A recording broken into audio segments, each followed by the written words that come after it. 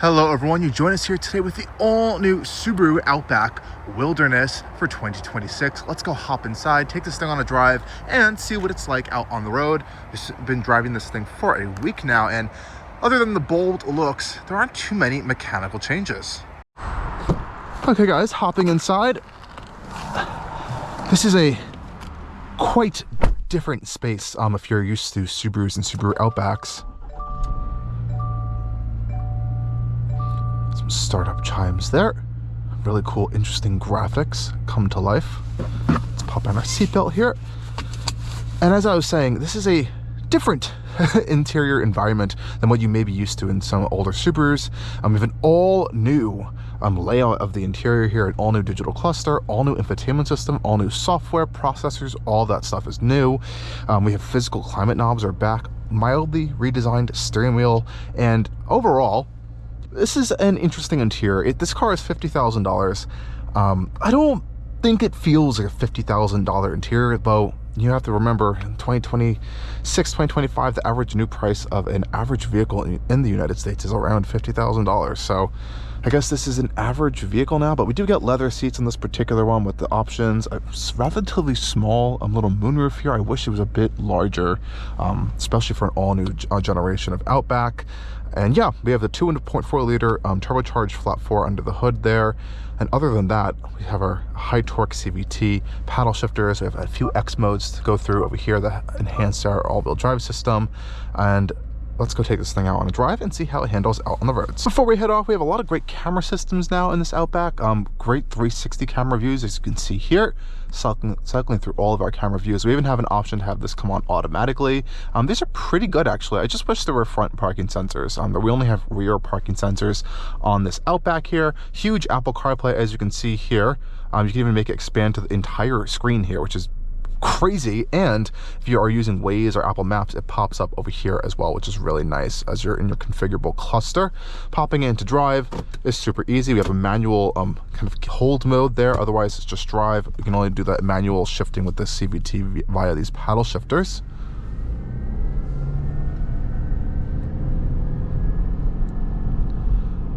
It is CVTing quite a bit right now, but otherwise, you know, this has been a relatively just generally comfortable and fine vehicle to drive around over the course of this week of testing. Coming to a stop here around town. We do have auto stop start on the vehicle. Let's see if it does it right now. We did just start it up, so it may not turn off. Maybe not right now, but we do have a button to disable that right there. I've always said that out of all the auto stop start systems that I experience on a day-to-day basis, I feel like Subaru's is, I hate to say this, but one of the most least refined, or at least least smooth systems. I wouldn't say least refined. Coming to a stop in some situations, it's just really rough and noticeable when you restart the vehicle, actually. So I have noticed that in a lot of Subaru vehicles and living with them for a large portion of my life. So that's just one thing you're gonna have to unfortunately deal with here, unless you go for one of their hybrid models, which is a Forester or Crosstrek non-wilderness. But this is the most powerful Subaru engine still, the 2.4 liter flat 4 these days, 260-ish horsepower, so it's pretty strong actually. And you know, we've always liked this powertrain on the channel. I think it's the best paired with the Subaru's Lineartronic CVT. This is the high torque application. We have a different final drive ratio on this Forester Wilderness here. But I think it just helps to get this car up to speed a little bit more. It feels really quicker and smoother with the CVT versus their naturally aspirated engine. Steering in typical Subaru fashion is light but direct, not particularly filled with any feel, but again, from driving Subarus, you do get really comfortable driving them, I think, confidently. They have a really nice point kind of style driving scenario there. You kind of point it in the position you want to go, kind of mash the throttle, and it will somehow always get through it, whether it's, you know, through snow or dirt or something. That's what this all-wheel drive system really is meant to do at the end of the day. But what's really cool about this new Outback Wilderness is, I believe it's now the second application of Subaru's adaptive damping systems in the US market. I know it was on the WRX GT we had a few years ago.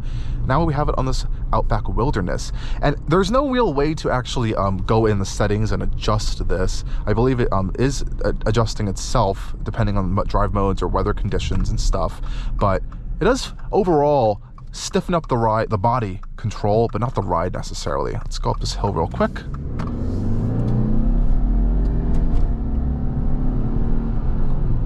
So I've noticed this week, this car actually is generally pretty quick. The CVT itself, and this newest generation of it, does the simulated shifting more so when both the engine is warm and you are really just on it. Otherwise, it kind of, you know, just slides through its bands as a typical CVT would. And of course, you have those pre-selected manual mode gears if you would like to use as well. But at the end of the day, it is still a CVT. This car can tow around 3,500 pounds though, which is nice for this segment. And I have to say, this adaptive damping system, you do definitely notice. And what I mean by that, controlled body motions, you know, I think the last Outback Wilderness was a little frumpy in its handling. You know, this one even has 9.5 inches of ground clearance, so that center of gravity has been raised up a bit. And with the, you know, the softer style off-road-esque suspension Subaru will, you know, attach to these wilderness models, that car kind of felt a little bit too excessive with some of its body motions and roll in some on-road driving scenarios, which I think a lot of people will be driving these cars at the end of the day. This definitely fixes that quite a lot. It is noticeable. It feels a little bit more controlled overall, especially how it feels going around corners. You definitely feel more planted, which is actually quite nice. It still isn't the best overall handling Subaru though, I would say. I think a regular Outback may be, you know, better if you're not needing to have this sort of trail style capability here.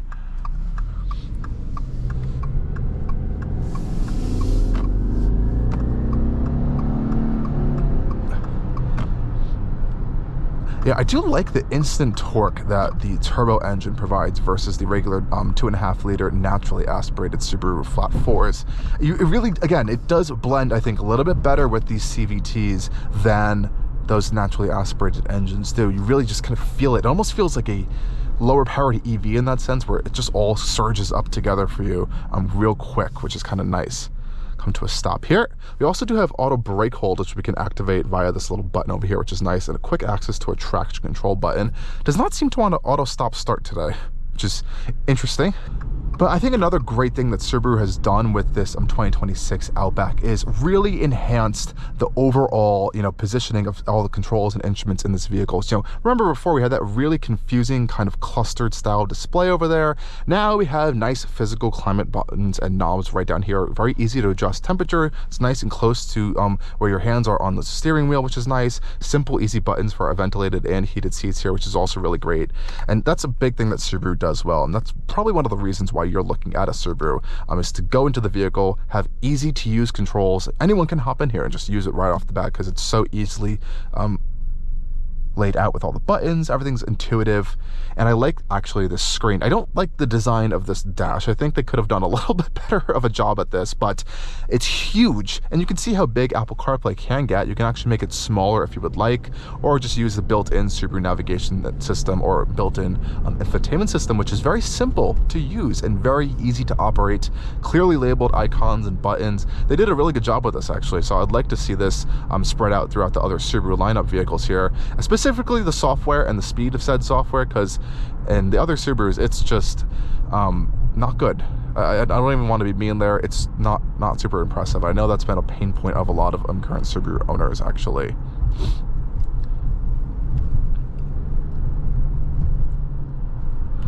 Now we're just about to head out onto the highway here. Again, this is a wilderness trim, so obviously this would be more suited in, you know, taking it on a trail or going camping. We don't particularly have too many of those situations where I live, but I have confidence it can do so pretty well. On the tire front, which we'll see on the highway in a second, we'll get to the on-road aspect, I think it could be a little bit more aggressive, or Subaru could offer a more aggressive tire option on this vehicle, but these are perfectly fine all-terrain tires, just general use. But if you want something more extreme, I would definitely recommend just swapping in a little bit of a more beefier tire. This is where I think this engine also comes into play. Getting onto the highway is pretty seamless. The amount of power this thing and torque this thing has readily available to you. We have lots of safety systems on all new Subarus in 2026, so we'll get into that in just a little bit and what this car may be lacking actually.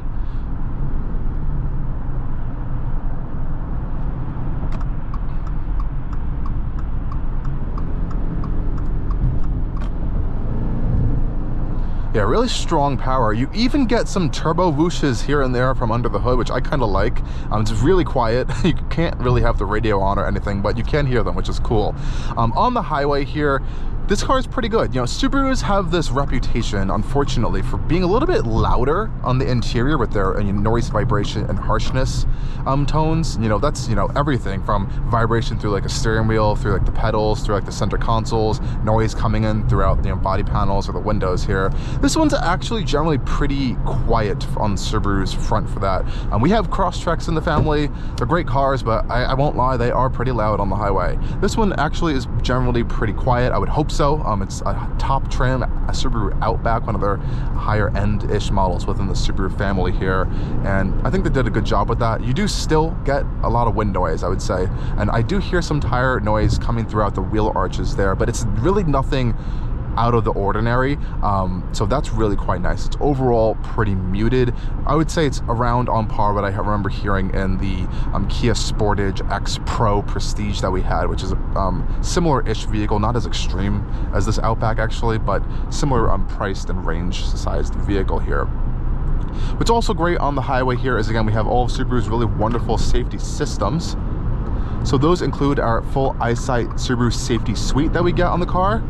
And what that enables us to do is to have, again, radar adaptive cruise control, steering assist, and all of those great things. And all of that is really easily accessible to you on the right-hand side of our steering wheel right here. So all I have to do is press this cruise control button here, press set, and we can turn on and off our lane centering and steering assist right here as well.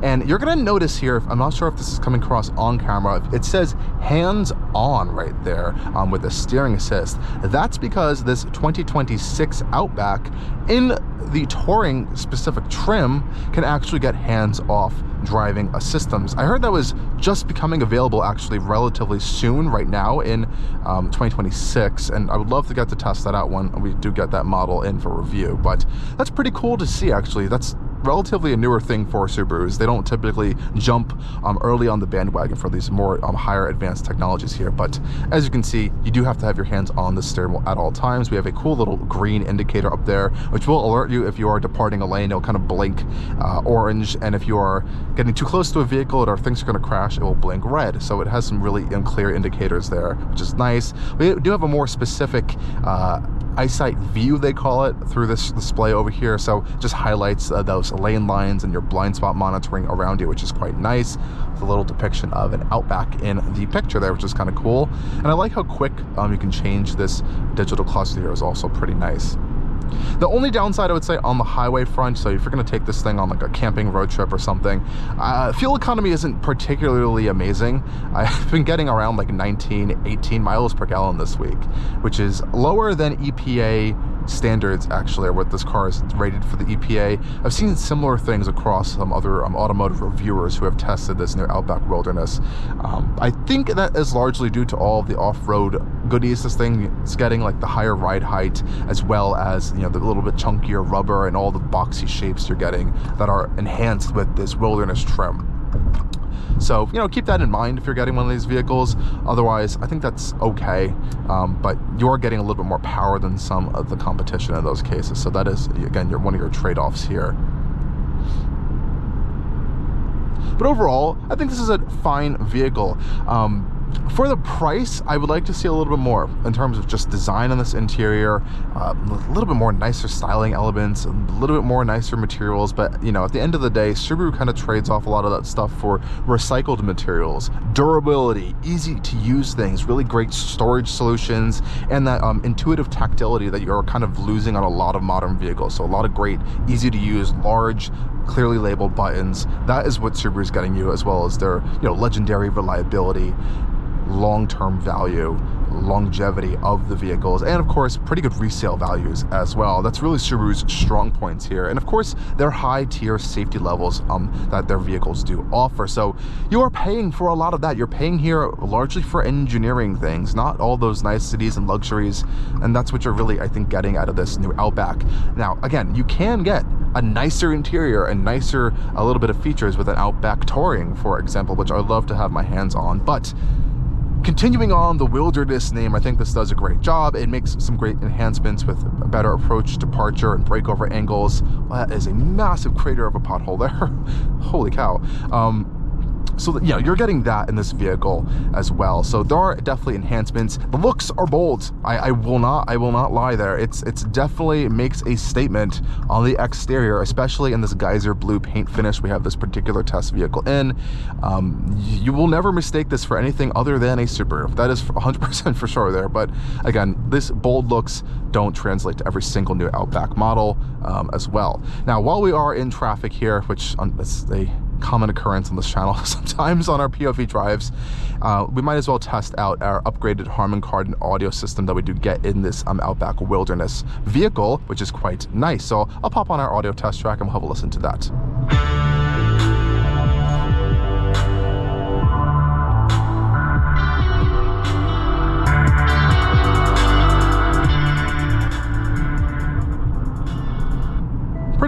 Pretty good there. And as you can see here, this thing is incredibly sensitive with its eyesight system. This is a torque sensing steering wheel monitoring system here. So you always have to really like kind of input some torque here. Even though my hands are on the wheel, if you're not, you know, nudging it, it will think that your hands are not on the wheel, which is a little frustrating, honestly, in some situations. We also, I believe, have some infrared sensors up here watching our eye tracking movements as well, all, you know, in the name of safety and I believe for driver profiles. But for the audio test track we just had to listen to, I actually have some really similar comments here to the Ram 1500 Laramie that we just got out of, which is a crazy comparison, but that also had a higher-ish tier Harman Kardon's audio system, and they actually sound relatively similar. You know, this is a smaller cabin, obviously, but the bass is pretty good. You have a good variability in the bass. Everything sounds very generally clear. Moderately full audio as well, so you're really not missing out too much by not getting this system. But again, I haven't heard the entry-level system for this 2026 Outback yet. I'm just speaking off of some other previous Subaru experiences. I think those will be fine for you, but if you want that, you know, a little bit step up in that higher quality, I think this is a decent system to upgrade to. Really no complaints there in that regard. And we have a giant physical volume knob there, which is quite nice. There are a lot of beeps in this car as well, but definitely check out our full tour review if you haven't for that. Though otherwise, thank you guys for joining us on this POV drive impression here of the 2026 Subaru Outback Wilderness. And as always, stay tuned for more coming on Allcarnews. Thanks again for watching. Cheers.